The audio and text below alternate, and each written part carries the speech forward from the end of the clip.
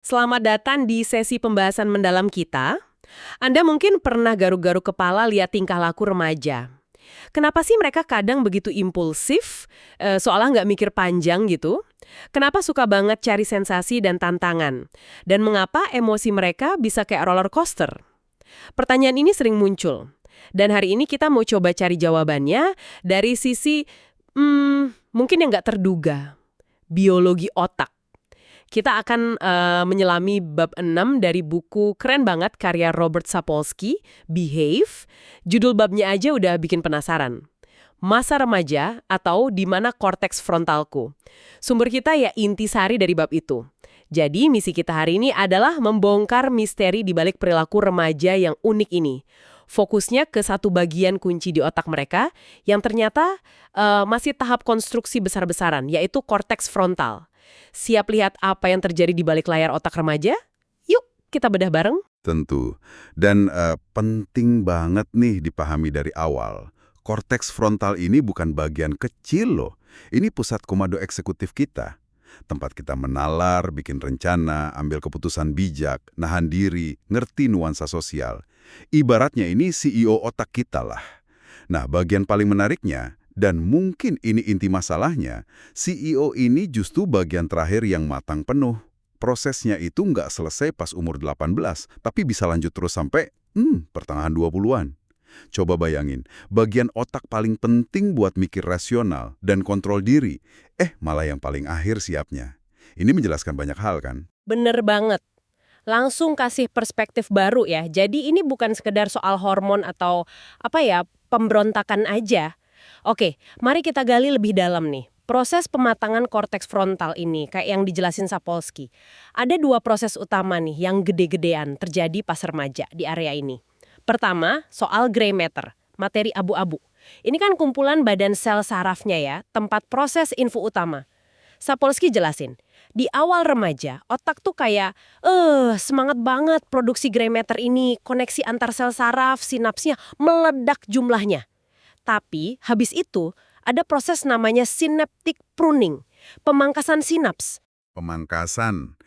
Kedengarannya mungkin agak ngeri ya, kayak ada yang dibuang. Tapi sebenarnya ini proses vital banget dan positif. Bisa dibayangin kayak pematung deh. Mulai dari batu gede, produksi gray matter berlebih, terus dipahat hati-hati, buang yang nggak perlu. Hasilnya kan jadi karya yang lebih detail, lebih efisien. Nah, otak juga gitu. Dia pangkas koneksi saraf yang jarang dipakai atau kurang efisien, terus nguatin jalur yang sering dipakai dan berguna. Hasilnya, sirkuit otak jadi lebih spesifik, lebih cepat, lebih efisien kerjanya. Proses ramping dan gesit gitu. Tanpa pemangkasan ini, otak malah bisa berisik. Banyakkan koneksi nggak penting. Oke. Jadi pemangkasan itu malah kunci efisiensi ya? Sip. Terus proses kedua yang nggak kalah penting, perkembangan white matter, materi putih. Kalau gray matter itu komputernya, white matter ini kayak kabel jaringannya gitu ya. Isinya kan serat saraf panjang, akson, yang dibungkus lapisan lemak, mielin, kayak isolasi kabel listrik. Nah, selama remaja sampai dewasa muda, proses mielinisasi, bungkus akson pakai mielin, ini jalan terus, intensif di korteks frontal. Dampaknya apa nih? Dampaknya gede banget buat kecepatan sama efisiensi komunikasi antar bagian otak. Mielin ini bikin sinyal saraf lompat di akson jadi jauh lebih cepat. Bisa 100 kali lipat dibanding tanpa mielin. Selain itu, mielinisasi juga bantu sinkronisasi sinyal antar area otak. Jadi, makin dewasa remajanya, kabel jaringan di korteks frontalnya makin cepat dan terkoordinasi. Ini langsung ngaruh ke kemampuan mikir kompleks, rencana jangka panjang, ambil keputusan yang lebih matang. Anda bisa lihat kan gimana naiknya kecepatan internet internal otak ini bikin fungsi eksekutif makin canggih. Wah, saya jadi ngebayangin otak remaja tuh kayak lagi upgrade OS besar-besaran, sekalian pasang kabel fiber optik super cepat gitu ya. Dan ini semua terjadi di bagian otak yang ngontrol perilaku rasional. Wow. Persis. Dan kombinasi dua proses ini, pruning gray matter sama pematangan white matter, bawa kita ke salah satu inti pemikiran Sapolsky soal korteks frontal. Bagian otak ini jadi area yang paling sedikit ditentuin sama program genetik bawaan, tapi sebaliknya paling banyak dibentuk sama pengalaman hidup. Evolusi itu seolah ngebiarin korteks frontal kita relatif kosong pas lahir, biar bisa diisi dan dibentuk sama lingkungan sosial budaya tempat kita gede. Fleksibilitas luar biasa ini kunci adaptasi manusia di dunia yang kompleks. Tapi, ya ada sisi lainnya. Karena tergantung pengalaman dan matangnya lama, fungsinya belum optimal selama remaja. Nah, ini dia intinya. Karena fungsinya belum optimal, munculnya konsekuensi di perilaku sehari-hari yang sering kita lihat di remaja. Sapolsky kasih contoh menarik banget soal susahnya remaja nangkep ironi atau sarkasma. Mungkin Anda pernah ngalamin kan ngomong sarkastik ke remaja, dianya nanggepinnya lurus aja. Ternyata ini bukan karena mereka sengaja nggak peka. Betul, ini temuan yang lumayan bikin kaget. Penelitian pakai imaging otak nunjukin, orang dewasa kalau mau ngerti ironi, cenderung aktifin area otak yang spesifik buat ngenalin nuansa ekspresi wajah sama konteks sosial, kayak fusiform face region. Sementara remaja, apalagi awal-awal, lebih banyak pakai bagian korteks prefrontal mereka, kayak DMPFC, yang fungsinya masih lebih umum buat baca niat sosial. Akibatnya, ya mereka kurang jago nangkap sinyal halus yang bedain omongan tulus sama sarkasme. Jadi, ini lebih ke soal beda hardware sama software yang lagi dipakai otak mereka saat itu, bukan soal cuek. Itu menjelaskan banyak momen canggung ya. Contoh lain yang relevan banget sama korteks frontal belum matang ini, soal susah nunda kepuasan. Delayed gratification. Kita semua tahu kan eksperimen marshmallow yang terkenal itu? Kemampuan anak nahan diri nggak langsung makan satu marshmallow biar dapat 2 nanti, itu kan katanya prediktor sukses di masa depan. Nah, Sapolsky ngaitin kemampuan nahan diri ini langsung ke fungsi korteks frontal. Tepat sekali. Korteks frontal itu yang bikin kita bisa bayangin masa depan, nimbang akibat jangka panjang, dan nahan dorongan impulsif buat senang sesaat.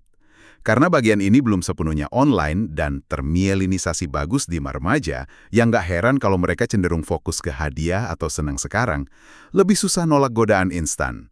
Ini bukan berarti mereka nggak punya kemauan ya, tapi otot otak buat nahan diri itu masih tahap latihan intensif lah. Ini ngejelasin kenapa mereka cenderung impulsif dan ambil risiko. Sensasi sekarang rasanya lebih nyata dan menarik dibanding konsekuensi nanti yang masih abstrak buat mereka. Oke, jadi kalau kita rangkum sampai sini nih, korteks frontal yang masih berkembang ini ngaruh ke penilaian judgement yang belum matang, kontrol impuls lemah, susah lihat konsekuensi jauh, bahkan cara mereka ngerti omongan kayak ironi. Ini beneran bukan sekedar fase remaja biasa ya, tapi ada dasar biologisnya yang kuat. Kuat banget, dan ngerti ini mestinya ngubah cara kita interaksi sama remaja ya. Daripada frustrasi atau ngejudge perilaku mereka nakal atau nggak tanggung jawab, kita bisa lihat itu sebagai cerminan otak yang lagi kerja keras bangun fondasi penting buat dewasa. Mereka belum punya rem sekuat orang dewasa, karena bagian otak yang jadi rem, korteks frontal, masih proses pasang dan disempurnain. Pendekatan yang lebih empati, suportif, yang ngakuin keterbatasan biologis ini sambil tetap kasih batasan dan panduan, mungkin bakal jauh lebih efektif. Selain kontrol impuls dan ambil keputusan, ada satu lagi fungsi krusial korteks frontal yang juga masih berkembang pesat pas remaja, regulasi emosi. Sapolsky bahas konsep penting namanya reappraisal atau penilaian ulang. Bisa dijelasin dikit nggak itu apa? Reappraisal itu kemampuan kognitif tingkat tinggi buat ngubah cara kita mikir soal suatu situasi, biar respon emosi kita bisa berubah. Contoh gampangnya, Anda dapat nilai ujian jelek. Reaksi emosi spontan mungkin marah, sedih, atau ngerasa gagal. Aku bodoh. Nah, reappraisal ini bikin Anda bisa bingkai ulang situasi itu. Misalnya mikir, oke, nilai ini jelek, tapi ini karena semalam kurang tidur, bukan karena aku bodoh. Atau, ini kesempatan buat belajar lebih giat lagi nih. Dengan ngubah pikiran, intensitas emosi negatifnya bisa kurang. Ini strategi regulasi emosi yang efektif banget dan sangat bergantung fungsi korteks prefrontal. Oke, jadi kemampuan buat nenangin diri pakai cara mikir yang beda gitu ya. Gimana perkembangannya di remaja? Kemampuan reappraisal ini jelas makin bagus seiring usia remaja. Sejalan sama matangnya korteks prefrontal. Tapi ada temuan menarik soal gimana otak remaja ngelakuinnya, terutama di awal remaja. Penelitian nunjukin, pas remaja awal coba reappraisal, area otak yang justru lebih aktif bukan cuma korteks prefrontal, yang mungkin belum kuat, tapi juga ventral striatum. Ini area yang biasanya lebih ke urusan hadiah, senang, dan emosi dasar. Tunggu. Jadi bagian otak yang urusan hadiah ikut campur pas usaha nenangin emosi. Kok bisa gitu? Sapolsky ngegambarinya seolah-olah si ventral striatum ini usaha bantu tugas korteks prefrontal yang masih kewalahan. Mungkin caranya dengan aktifin perasaan positif buat ngelawan emosi negatif. Tapi karena ventral striatum bukan area spesialis buat regulasi kognitif kayak gini, hasilnya mungkin kurang efektif dan stabil. Nanti seiring usia nambah dan korteks prefrontal makin matang, ambil alih kendali reappraisal, regulasi emosi jadi lebih mulus, nggak terlalu bergejolak. Pergeseran kontrol dari area emosional ke area kognitif ini tonggak penting perkembangan kedewasaan emosional. Pantesan aja emosi remaja rasanya intens banget dan gampang berubah. Jadi bukan cuma hormon doang ya, tapi juga karena mesin pengatur emosi di otaknya lagi dirombak besar dan ada peralihan tugas. Ini ngejelasin banget soal mood swings atau reaktivitas emosi yang sering kita lihat. Tepat. Dan ini bawa kita ke pertanyaan penting. Gimana lingkungan keluarga, teman, sekolah, bisa bantu remaja ngembangin kemampuan reappraisal dan regulasi emosi sehat ini? Mengingat korteks frontal itu plastis banget dan dibentuk pengalaman, dukungan, sama contoh yang pas dari lingkungan, bisa ngaruh bangun sirkuit otak yang kuat buat kesejahteraan emosional di masa depan. Lingkungan emang nggak bisa dipisah dari ngomongin remaja ya. Sapolsky juga nyinggung debat klasik nih, siapa lebih ngaruh, teman sebaya atau orang tua? Merujuk teorinya Judith Rich Harris, Sapolsky ngakuin kalau teman sebaya punya pengaruh signifikan banget. Terutama soal kayak aksen ngomong, gaya baju, norma sosial di grup. Bahkan di primata lain, interaksi sama teman sebaya itu arena utama buat belajar skill sosial. Betul, kelompok teman sebaya itu jadi kayak lab sosial penting buat remaja. Buat uji identitas, negosiasi hubungan, belajar aturan main di dunia sosial luar keluarga. Pengaruhnya kuat karena di usia ini, diterima dan punya status di mata teman itu sering jadi prioritas utama. Secara neurobiologis nyambung ke sistem reward di otak. Tapi, ini bukan berarti peran orang tua hilang loh ya. Justru, Sapolsky nekenin orang tua tetap punya peran krusial, walau mungkin caranya beda. Salah satu peran penting ortu itu secara nggak langsung ngaruhin siapa yang jadi teman sebaya anaknya. Misalnya, milih lingkungan tinggal, sekolah, atau kegiatan ekskul. Orang tua juga tetap jadi sumber nilai dasar sama dukungan emosional yang penting. Jadi ini bukan soal siapa menang, tapi lebih ke gimana pengaruh keduanya interaksi dan berubah selama remaja. Interaksi ini juga dipengaruhi konteks sosial lebih luas, kayak status ekonomi sosial, SES.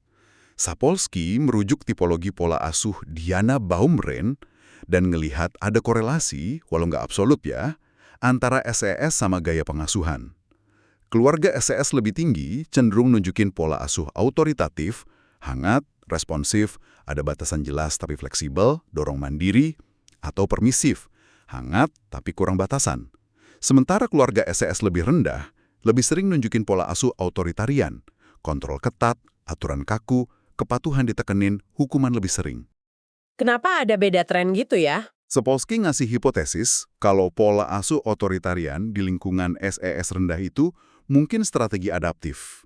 Di lingkungan yang mungkin dianggap lebih bahaya, nggak pasti, atau keras, orang tua mungkin ngerasa perlu ngontrol lebih ketat buat ngelindungi anak atau nyiapin mereka hadapi dunia yang nuntut patuh dan tangguh. Sebaliknya, di lingkungan lebih aman dan banyak sumber daya, ortu mungkin lebih bebas dorong eksplorasi dan otonomi. Penting diingat, ini generalisasi ya, banyak faktor lain. Tapi ini nunjukin gimana kondisi lingkungan secara aktif ngomong ke otak remaja yang lagi berkembang dan ikut ngebentuk jalur perkembangannya. Termasuk cara korteks frontalnya, belajar soal aturan, resiko, dan hubungan sosial. Kompleks banget ya interaksi antara biologi dalam sama dunia luar ini. Dan pemahaman soal otak remaja yang belum matang ini ternyata punya implikasi nyata dan serius banget sampai ke tingkat hukum loh.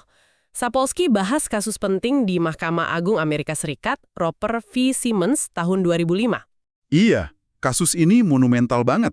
Mahkamah Agung mutusin kalau jatuh hukuman mati buat orang atas kejahatan pas usia di bawah 18 itu langgar konstitusi AS, masuk hukuman kejam dan gak biasa. Salah satu pilar argumen yang diajuin dan ditimbang pengadilan itu bukti-bukti ilmiah dari neuroscience sama psikologi perkembangan yang nunjukin otak remaja itu secara fundamental beda sama otak dewasa.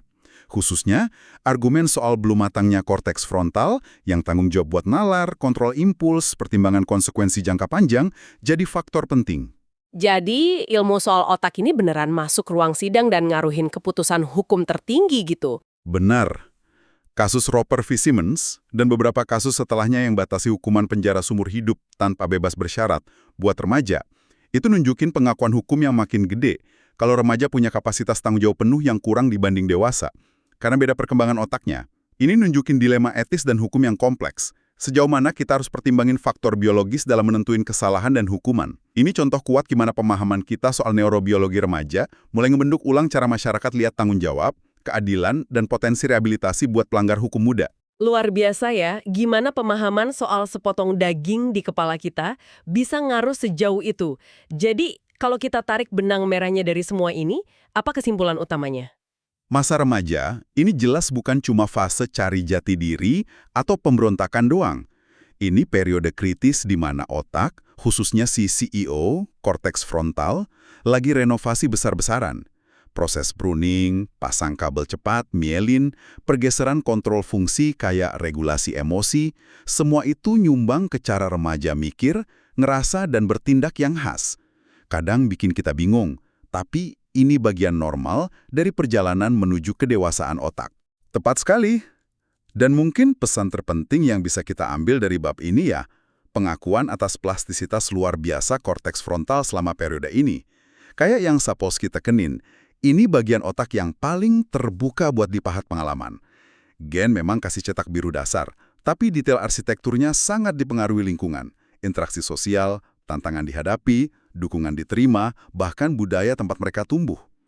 Fleksibilitas inilah, walau bikin masa remaja penuh gejolak, yang akhirnya bikin manusia dewasa bisa adaptasi sama keragaman dunia sosial yang gak tertandingi di kerajaan hewan.